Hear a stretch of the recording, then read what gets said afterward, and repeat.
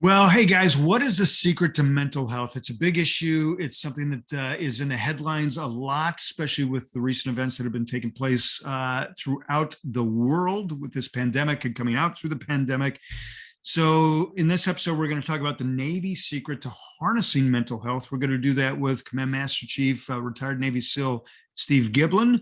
So, welcome to this edition of the Military Wire with Mike Schindler. I am, in fact, Mike Schindler, and this is the podcast where we interview some of America's most elite men and women who have served this country in hopes that you, our listener, will gain an aha moment that you can apply to your own life. So, for those that you have been following along, this is part 3 of a 3-part series. So be sure you go back and find part 1, listen to that, part 2 as well, and then part 3, where we're going to be talking with Steve about chapter 4 of his latest book, Walking in Mud, where he learned from his 26 years being in the Navy, 24 with the Navy SEALs, about how to harness mental health strength, how to harness really that mental strength that we need, taking us through the chaotic time. So, Steve, welcome back to the Military Wire. Thank you, Mike. Thanks for having me. Yeah, I love this whole little series. So we're getting ready to talk about a pretty tough topic. It's splashed across the headlines a lot. Mental health, big issue, not only just in adults, but certainly in kids. I think there was a recent study that was undertaken by Boston U that said the U.S. cases of depression have tripled during this COVID-19 pandemic. I mean, tripled. That's huge. Researchers estimate 1 in 4 Americans are struggling with some form of depression or symptoms of depression. So, in your book, Walking in Mud, you talk about suicide is the leading cause of death, is the second leading cause of death in our military. And yet we're supposed to be super resilient. We're supposed to understand how to harness this. Why is that the case, Steve? Boy, it is tough. And usually suicide is a desire to end an intense emotional distress, and or at least a perceived. Sometimes people get so deep into this distress that they're not seeing the stars through the night sky. And that's, a lot of times when people do actually pull off the suicide, it's because they don't have somebody close that's able to help them out, able to be there and to, grab them by the hand and pull them out, emotionally. Which is pretty interesting because I want to talk about COVID, which probably goes along with the Boston University study, where all of a sudden we went from relationship, being close, getting together, gatherings, all of a sudden isolation. So that probably is a contributing factor. Yes. 100%. Especially during lockdowns when, you've got single people that are living in an efficiency apartment and, you name the major city and it's probably about a 900 square foot apartment and they're by themselves. They're left to their own devices. They can't socialize and maybe they're really social, people. And now you can't. And, and you end up in this situation where you are cut off from the world and your mind starts to wander, your mind starts to race and things just start, you start going down this, what I call doing a dance around the dark hole. And it happens. There's no doubt about it. And, people then start to not take care of themselves. They, things just, this cascading event of depression leading up to things like suicide, self-harm. 100%. And the pandemic is, I just can't even imagine going through that. I mean, I live in rural New York with my wife. She and I have gotten along what we consider to be fine. Didn't get to go see our grandchildren or go see our kids like we've wanted to, but and we have felt cut off from the world, but we had each other. I couldn't imagine going it alone. Yeah, so let's talk about the military, though. You mentioned in the book, suicide is the second leading cause of death in our military, and yet we're still kind of a brotherhood, sisterhood, one team, one fight atmosphere in the military. We're supposed to have this resiliency, this mental strength. Why suicide in the military? Why is that such a big issue, do you think? There's a number of things, number of factors, I believe. And I haven't conducted any surveys, but just from things that I've read, reports that I've read when I was on active duty and when I was a civilian. And a lot of the things that attribute to suicide within the military, one of them being, long deployment. A long deployment that this person didn't know exactly what they were signing up for when they joined the military. They kind of had this vision, and they were sold, by a recruiter, this glamorous lifestyle, and they get pushed overseas, and it's not glamorous at all. When I was in Bosnia, in and out of Bosnia in the 1990s, there was actually like a soccer pitch on Task Force Eagle where soldiers were killing themselves. They would take their duty weapon and go out there and kill themselves. And typically it was a young soldier and somebody that there was, low morale. There was no mission focus. They were basically stuck on, Task Force, TF Eagle the entire time. And they were there for a year. And, and then of course cliques develop and other things. So I don't know what else was happening, socially within their unit, but that happens.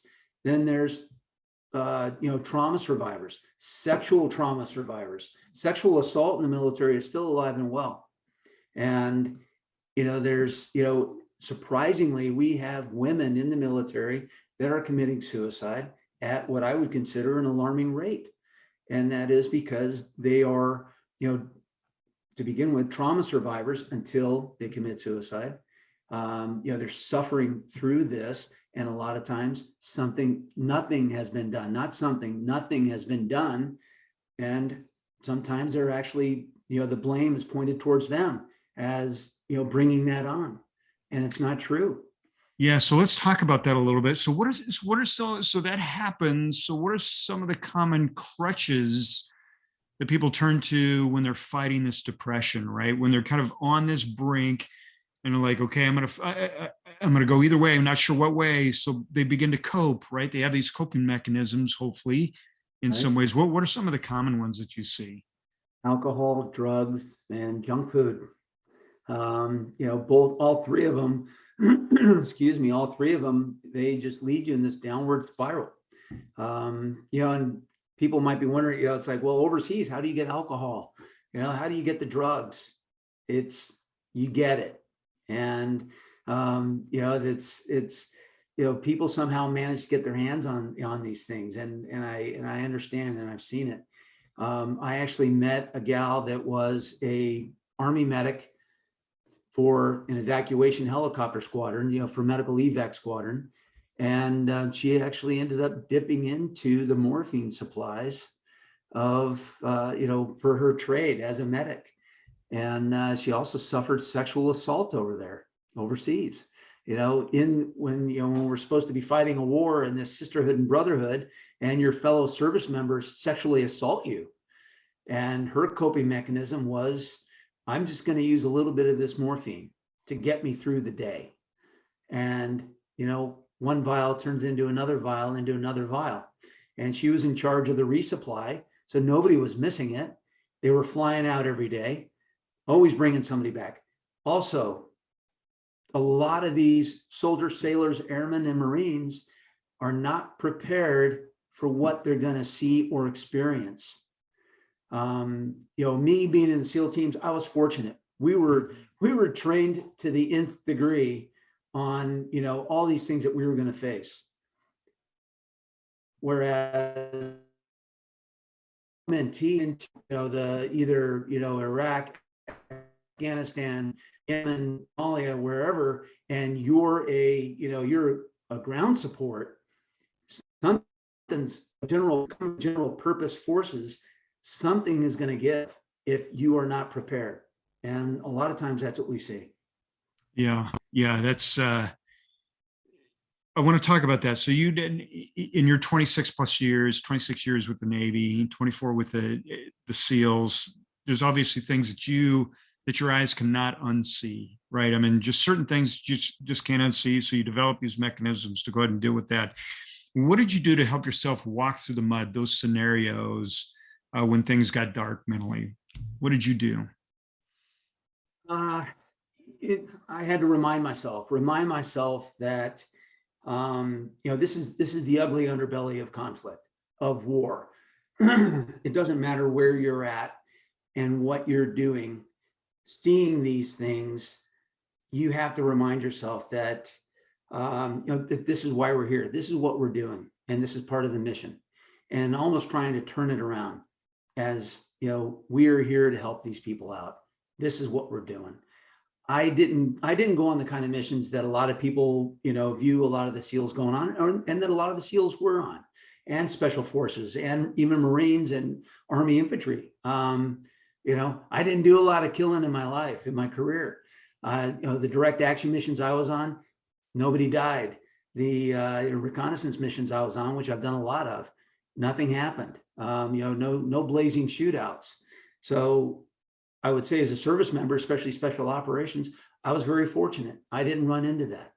I have seen plenty of dead people, plenty of maimed bodies, and plenty of people that are being brought into, for medical attention, where, things were hanging out that that you never expected to see, that you would only see in a trauma center maybe. And coping with those types of things, you're right, you don't unsee them, but it's a lot of positive self-talk, and that, things are going to be okay, and we will get through this. That's the best way I could put it. Yeah, no, I think that's good. Chapter 4 of the book, Walking in Mud, you call it the standard we hold ourselves to. Why this title? We seem to hold ourselves to a high standard. Most people do. The overwhelming majority of people hold yourself to a higher standard, no matter what it is. And that's how I grew up. And you're doing your best sometimes wasn't good enough. And then when I, in the community that I joined, special operations, the SEAL teams, doing, hey, I did the best I could. That was always a cop out. That's not a good answer. And so we hold ourselves to a different standard, and that's, when we dip below that standard, we feel as though we failed. And still to this day, I'll feel that way about myself. Yeah, I think I saw something that said, the toughest competition you'll ever compete in is being better than you were yesterday, right? And I think, what do you guys say in the SEALs? The only easy day was yesterday, right? So, right.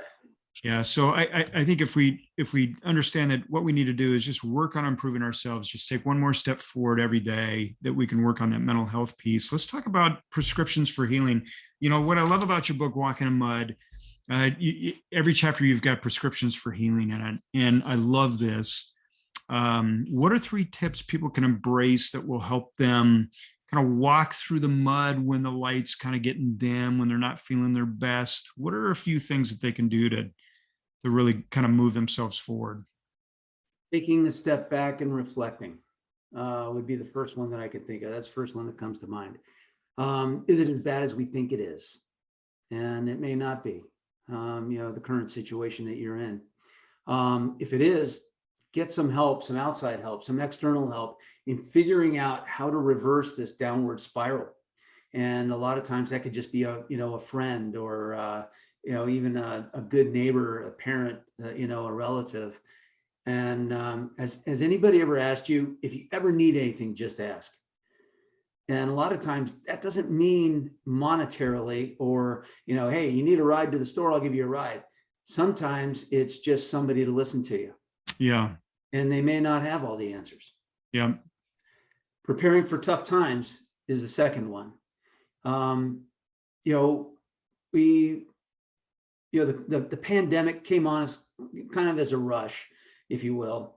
Those of us that were reading the news and were, paying attention to world events, and habitually, world events. The first thing I did when COVID was coming across and we saw that this was going to be a hard haul, I did a little bit of research and I looked up what was the last pandemic that the US really had, the big one. And that was the Spanish flu. That thing lasted 4 phases over 2 years.